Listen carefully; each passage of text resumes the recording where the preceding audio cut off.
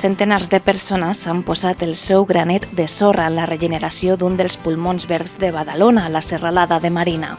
Ha estat aquest diumenge en l'anomenada Festa del Bosc i que s'organitza cada any a través d'un conjunt d'activitats que tenen com a objectiu central la recuperació dels arbres i la vegetació de la zona.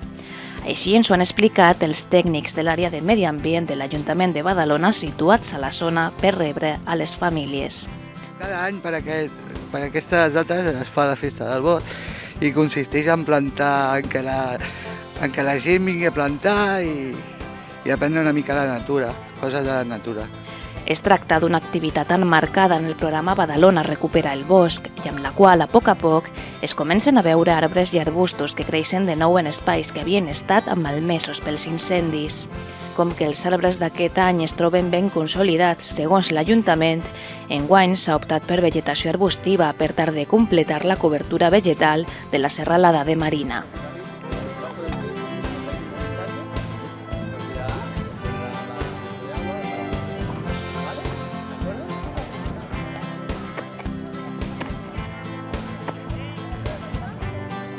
L'objectiu ha estat la plantació del voltant de 500 plantes.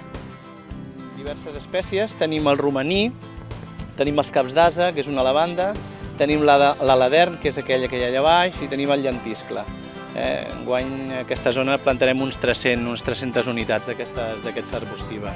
El que fem és això, fer un clot si no està fet, si no doncs aprofitem el que tenim, el barregem amb una mica de matèria orgànica, que és aquesta que tenim aquí, que és el compost, i en acabat ho reguem amb la regadora, que tenim allà un voluntari que ens dona un cop de mà.